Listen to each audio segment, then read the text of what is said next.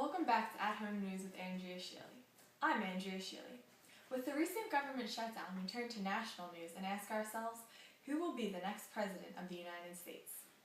We have a special presentation from the Hot Tub Time Machine Party about their candidate for the 2016 election. They have nominated former Holy Roman Emperor Charles V, or Charles Habsburg. Here's a background video on who could be your next president. Watch closely. Charles Habsburg was born on February 24, 1500, in Ghent, Burgundy, to Joanna, daughter of Ferdinand and Isabella of Spain, and Philip Habsburg, son of Holy Roman Emperor Maximilian I and Mary of Burgundy. In 1504, upon the death of Isabella, the imperial crown, the Netherlands, and Castile were all joined. With his father dead and his mother placed in an institution at his age of 6, Charles was raised by his aunt Margaret of Austria, who was regent of the Netherlands. Two other big influences on his young life were his chamberlain, Sieur de Chièvre, with whom he often disagreed, teaching him the important skill of negotiation, and his priest Adrian of Utrecht, who later became pope, taught him to be a very loyal Catholic. His orderly childhood also left him no room to form close relationships, making him distant later in life, yearning for respect over love. At age 15 he became ruler of the Netherlands, and at 16 became king of Spain at the death of his grandfather, Ferdinand II. Even though Spain was under his control, he acted as if it were a foreign country, exploiting the resources for his own needs. During his reign, Cortés conquered the Aztecs and Pizarro the Incas, causing an abundance of gold and silver, and new colonies to control. Charles made a Spanish-style government to rule over those people, and he created the New Laws, making it illegal to enslave the native people and banning new encomiends. Since Charles was not in the colonies, he had very little control over the colonies and faced revolts and ignoring of his policies. In 1519, when Charles became King of Germany and was elected as Emperor Designate, he made Adrian of Utrecht the regent of Spain in his place. With all of his crowns, he had to deal with different internal structures and different needs of the people, all while aspiring towards his goal of a universal monarchy over all his territories. His biggest challengers were Francis I of France, Suleiman I of the Ottoman Empire, and the Lutheran princes in Germany. He fought against the Turks, the German princes, the French, the Protestants, to protect the Mediterranean and to keep his trade routes open. Protestantism was taking hold in his German nations, and he didn't like it. In 1521 he struck back with the Edict of Worms, outlawing the writings of Martin Luther. In 1522 Charles returned to Spain to stop a rebellion ruled there for the next several years, allowing Protestantism to regain strength in Germany. A battle over Italy was fought with Francis I of France against Charles V and Henry VIII of England. Henry VIII of England wanted to remain on good terms with Charles because he was married to his aunt, Catherine of Aragon, and Charles controlled the Netherlands, who were very important to British trade. But when Henry wanted to divorce Catherine and marry Anne Boleyn, Charles used his power to make the Pope not grant the divorce and thus cause the end of a friendship with Henry and the splitting of England from Rome. The Battle of Pavia on February 24, 1525, was a decisive win for Charles and the Habsburg when Francis signed a treaty giving up all claims to Italy and surrendering Flanders to Charles. In 1526, Charles married Isabella of Portugal. Together they had 6 children, but she died in 1539 during childbirth. He also fathered 2 illegitimate children, Margaretha, who was later the Duchess of Pavia, and John of Austria, who was the future victor of Lepanto. Another great victory for Charles was the sack of Rome in 1527. Pope Clement VII had shifted his support from Charles to Francis and helped Francis form the League of Cognac opposing Charles. Charles sent imperial forces to Rome in May of 1527. Imperial forces laid waste to Rome over 8 days. In 1530, having made peace with Charles, Clement crowned him emperor, which was the last time a Holy Roman Emperor was crowned by a pope. Meanwhile, the Turks were an impressing force upon Charles. They had taken over Algiers, causing a huge threat to the coasts of Italy and Spain. Then they had increased advances in Vienna, where Charles gained support of the Lutheran German princes and stopped Suleiman's advance of Vienna. In 1534, the Turks gained control of Tunis, causing an even more of a threat to Charles's empire. Charles made secret preparations and gathered a huge army of 8,000 Germans, 8,000 Italians, and 14,000 Spaniards to fight in this holy war. The Spanish fleet sailed out of Barcelona and met with the imperial fleet, gathering a total of 6,000 men. In June, they landed on the Tunisian coast and within a week had recaptured Tunis. Thus, in 1535, Charles stopped the Turks from expanding westward into Europe. Charles got in another war with Francis that ended with the 10-year Truce of Nice. This stopped his ambitions of gaining more Turkish territory. When his war with Francis ended, Charles regained the ambitions and tried to attack in 1538. That did not succeed. In April of 1539, Charles gave up the idea of crusading. After dealing with the Turks, Charles turned back to his German states and tried to take down the Protestant German princes who formed the Schmalkaldic League in 1531. Charles defeated the princes with the backing of the Council of Trent in 1547 at the Battle of Mulberg. However, Charles received no papal support and enraged the German Catholic princes with the future succession of his son. The princes allied with Henry II of France and caused Charles to lose some imperial possessions to France in 1552.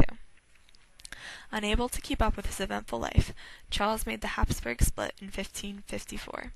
He abdicated the throne and gave his German territories to his brother Ferdinand, and gave the Netherlands, Spain and its empire, and his Italian possessions to his son, Philip.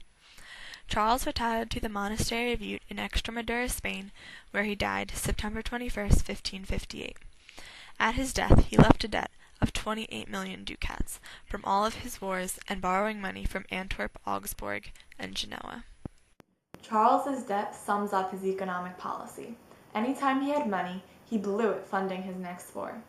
All of the gold and silver revenue from the Spanish-American colonies he spent to fund his wars. Even the profits from the mines were not enough, so he borrowed money. His economic policy was to take and take and take and never build.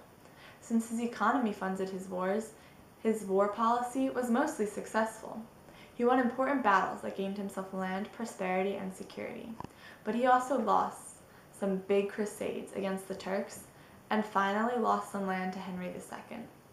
He got what he wanted, but as seen in the sack of Rome, he used guerrilla warfare. He completely destroyed everything in his path and did not care about the citizens or people of the lands he destroyed.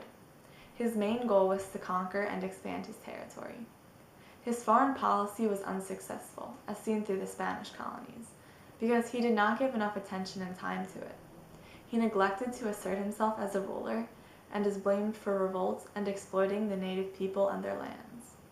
His religious policy is to make everyone Catholic, as seen through the Edict of Worms. He was successful, up until the Pope stopped supporting him, then he lost his cause. His domestic policy changes based on what country he is in and is very wishy-washy. He has so much territory that he cannot control it, and always has some group in one of his territories revolting, whether it is the Castilians or Lutheran princes. His ultimate failure in domestic policy is the Habsburg split. It shows, pure and simple, that he could not handle his territories, because what little domestic policy he had washed away to nothing. His domestic policy was a complete failure. His personality is very cool and distant as a result of his different childhood.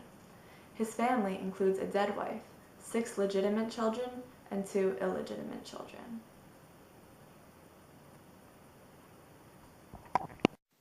Now that we have seen his life story, let's see what his political goals are for the United States and watch his newest campaign speech.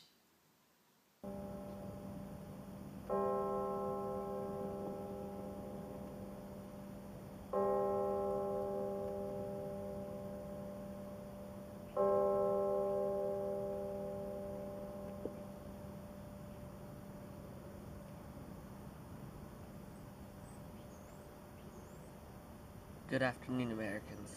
My name is Charles Habsburg. America is a very special place where you take your rights and freedoms very seriously, and that needs to change.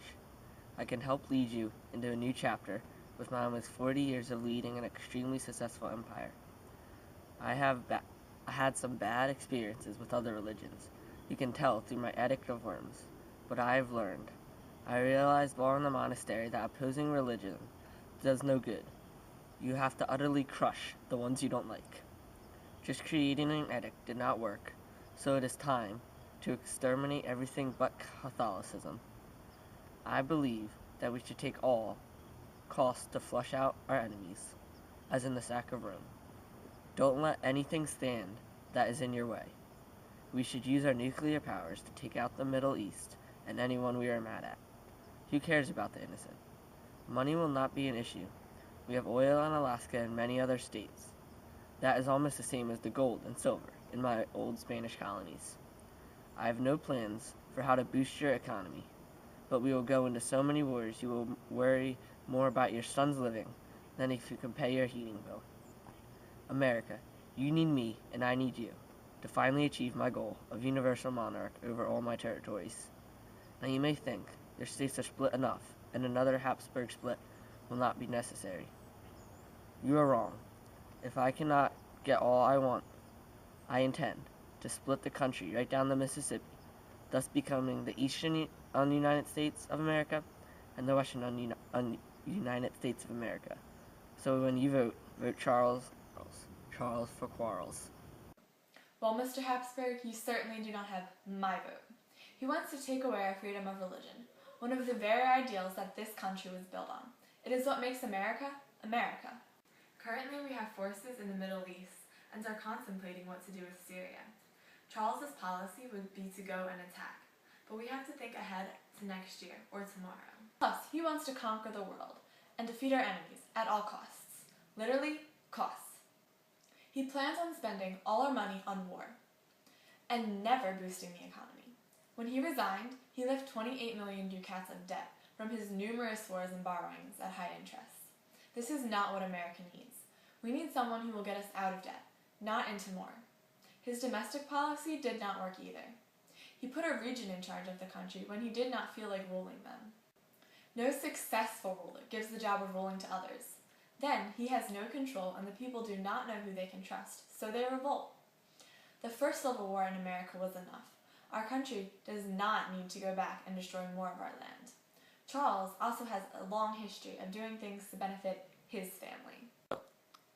The only reason England split from the Catholic Church was because he used his power to not let the Pope grant Henry a divorce from his aunt. Thus, he lost a friend in England. America needs a president who thinks in the best interest of the citizens, not himself and his family. Also, have you seen what he looks like? You do not want that as the face of the United States. Plastic surgery can help, but it can only do so much. With that comes his cool, distant, standoffish personality. Plus, he does not want to be loved, only respected, which makes me wonder, how much will he go through to be respected? How else will he take away our rights and freedoms? Then take a look at his disgraceful foreign policy. If he is not at war with them, then he doesn't care. He had no control over his colonies, and laws he put into action had no effect. We have territories in Guam, Puerto Rico, and the U.S. Virgin Islands. We would like them not to revolt against us or ignore our laws. As if that was not enough, here comes his family with 2 illegitimate children. America does not need a reality TV show about the president's deprived children. We are currently laughingstock enough without another scandal in our presidency. We've already had Bill Clinton, FDR, and JFK. So, I hope you have concluded the same and agree with me when I say Charles Habsburg's policies would not work in America today. Good night, America.